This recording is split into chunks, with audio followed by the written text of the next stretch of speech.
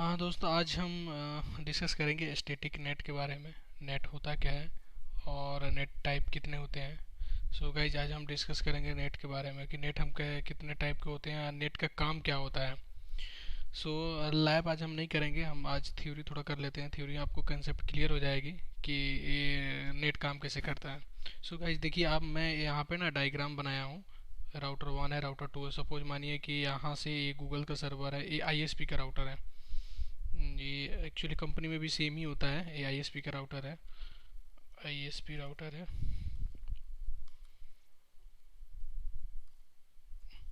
ये आईएसपी का राउटर है, ताकि अब इंटरनेट पे जाने के लिए आपको एक आईएसपी राउटर प्रोवाइड करता है। आइदर वो आपका एयरटेल का हो सकता है, वोडा, बीएसएनएल का हो सकता है।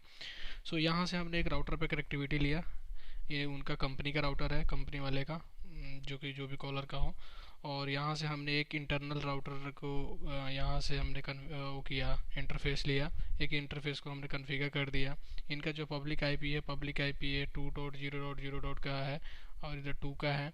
और ये हमारा इनसाइड नेटवर्क है गाइज। इनसाइड नेटवर्क है। सपोज मानिए पीसी 1 जो है, पीसी 1 चाहता है कि हमें इंटरनेट एक्सेस हो। ये पब्लिक नेटवर्क नहीं है, प्राइवेट नेटवर्क। आप देख सकते हैं 192.168 की जो सीरीज क्या है, प्राइवेट नेटवर्क है। प्राइवेट नेटवर्क क्या कर रहा है कि हाँ, ये बोल क्या रहा है पीसी कि हमें ना इंटरनेट एक्सेस चाहिए। Okay guys. So internet access चाहिए, इसके लिए हमें क्या क्या पैरामीटर्स है, वो हमें क्या क्या ऐड करना है, क्या की प्रोटोकॉल्स पे चलानी पड़ेगी ताकि हमें इसको इंटरनेट एक्सेस हो जाए। Okay guys. सो एक और हमारे पास यहाँ पे है, वो मैं आपको बता देता हूँ।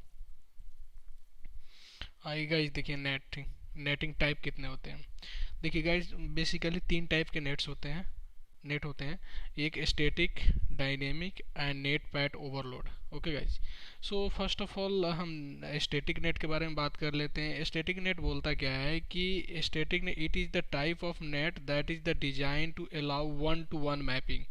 1 to 1 मैपिंग का मतलब ये हुआ गाइज कि ये पीसी जो है, PC 1.4 जो है, ये चाहता है कि हमें इंटरनेट एक्सेस करना है, बट स्टैटिक नेट करना चाह रहे हैं हम। स्टैटिक नेट में होता क्या है, पहले स्टैटिक नेट ही चलता था। स्टैटिक नेट में वो होता क्या है कि एक उसको पब्लिक आईपी इंडिविजुअल इसके लिए चाहिए। ओके गाइज, आप देख सकते हैं 1.4 के लिए इंडिविजुअल एक पब्लिक आईपी चाहिए, और हमें इस राउटर पे मैपिंग करना पड़ेगा इस private IP to public IP के थ्रू। तो ये इंटरनेट एक्सेस हो पाएगा। फिर आईएसपी के पास जाएगा, आईएसपी फिर अपना जो जो भी आप एक्सेस करना चाहते हैं साइट, वो एक्सेस कर सकते हैं। Okay guys.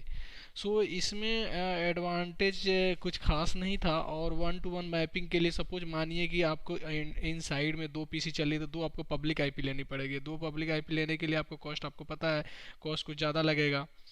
सो सेकंड चीज़ इसमें ये है, मैपिंग आपको 1 to 1 करनी पड़ेगी between the local IP and global IP address. तो स्टैटिक नेट हम बहुत आज के इन्वायरमेंट में स्टैटिक नेट कॉन्फ़िगर नहीं करते guys. Okay. So static net is the required that you must have on the real internet address for the every host on your network.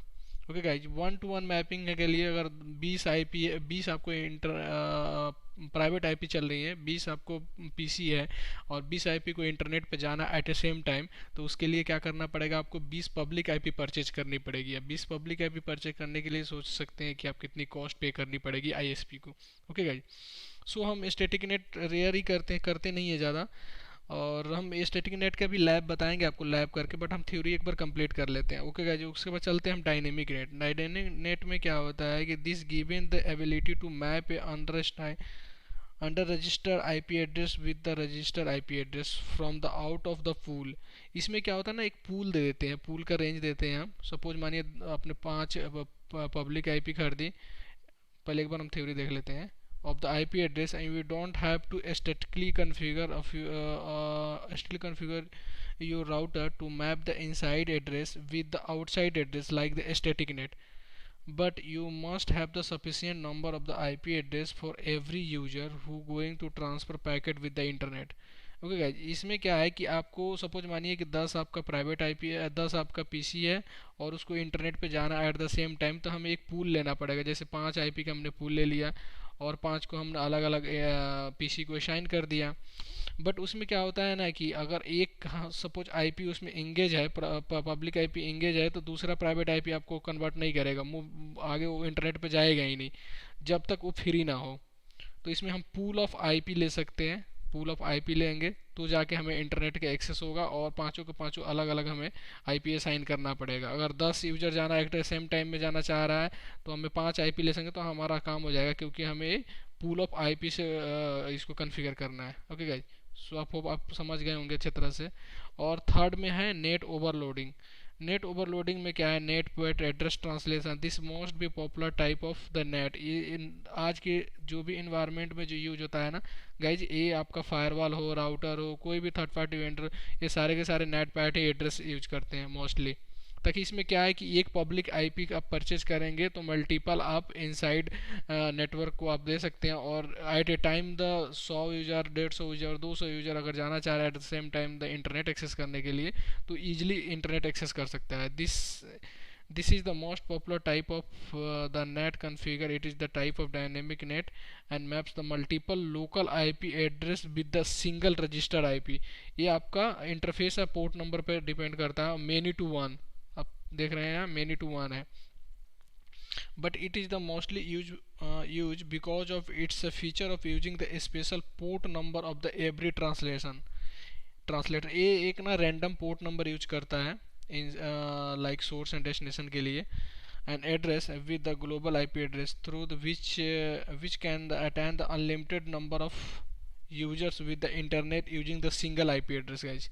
तो ये आपका नेटिंग था, नेट एड्रेस ट्रांसलेशन, जो कि बहुत आज के इन्वायरमेंट में बहुत ज़्यादा यूज होता है, और इससे क्वेश्चन भी पूछा जाता है कि how many type of nets, और इसका डिफरेंट क्या है, स्टैटिक का डिफरेंट क्या है, डायनेमिक का डिफरेंट क्या है, और डिफरेंस बताओ, और नेट ओवरलोडिंग का क्या है। ये सारी चीज़ें आपको बेसिकली याद होना चाहिए एज एक नेटवर्क इंजीनियर या नेटवर्क सिक्योरिटी इंजीनियर के लिए, ताकि हमें इसको मैपिंग 1 to 1 कर सके, या आप मैपिंग पूल वाला मैपिंग भी कर सकते हैं। और उसके बाद ये नेट पैट भी है, तो नेट पैट के लिए हम ऑलरेडी वीडियो बनाए हुए हैं, फायरवॉल पे कैसे हमें नेट पैट कर रहा हो। एक सिंगल पब्लिक आईपी पे हमें मल्टीपल प्राइवेट आईपी उसको मैपिंग हो जाएगा, और at a time same time में आप 100, 200, 400 जितने भी यूजर हैं वो ईजिली आपको इंटरनेट पे जा सकते हैं। उसमें कोई स्टैटिक 1 by 1 की ज़रूरत नहीं है। 1 by 1 मतलब स्टैटिक अगर एक ही आईपी आपको पब्लिक आईपी है तो ये सेम टाइम में एक ही बंदा जा सकता है बाहर। और इसमें आपका पूल ऑफ आईपी आपको लेना है तो ये भी आपकी कॉस्टली है, तो ये भी कोई फ़ायदा नहीं है इसको कॉन्फ़िगर करने का, तो हमें ये नेट पैट ही कॉन्फ़िगर करते हैं ताकि काफ़ी इजी है, और इस पे आपको बेनिफिट भी है, कंपनी को कॉस्टिंग करनी बचानी पड़ती है, तो ये आपको काफ़ी अच्छा है नेट पैट के बारे में। सो गाइज, ये हमारा लैब रहेगा, कल हम इसको लैब करेंगे। हो सकता है हम ये पब्लिक आईपी प्राइवेट आईपी है, हम इसको एक गूगल इंटरनेट सर्वर को यूज करेंगे और ये आईपी हम एक्सेस करके देखेंगे ताकि हमारा इंटरनेट कैसे काम कर रहा है। हम डेटा फ्लो के बारे में बताएंगे, पैकेट फ्लो कैसे हो रहा है इस पर, कैसे हमारा ये सोर्स से प्राइवेट आईपी टू डेस्टिनेशन पे जा रहा है, फिर राउटर कैसे हमें ट्रांसलेट कर रहा है, ट्रांसलेट करके फिर इस आईएसपी राउटर को दे रहा है, आईएसपी राउटर कैसे हमें आगे जो भी आपको ब्राउज़र यूज कर रिसोर्सेज यूज करना है उसको कैसे प्रोवाइड कर रहा है गाइज। सो गाइज, ये हमारा टॉपिक था नेट पैट का, सो टाइप ऑफ नेट था। So guys, thank you so much for this watching this video. So guys, हम कल करेंगे इसके लैब के बारे में करेंगे गाइज, और आपको ये वीडियो अच्छी लगी गाइज तो प्लीज़ लाइक एंड सब्सक्राइब कर दीजिएगा। ओके गाइज, ताकि हमें भी मोटिवेशन मिलता है, और हम फिर फायरवॉल से भी रिलेटेड वीडियो लेके आएंगे। मेरे को लगा कि थोड़ा सा स्टैटिक नेट के बारे में भी आपको बता दें बेसिक चीज़ें। सो गाइज, इसलिए मैंने बताया इसके बारे में। आपको अच्छा लगे तो प्लीज़ लाइक एंड सब्सक्राइब कीजिएगा। Okay guys, thank you so much for watching this video. Thank you.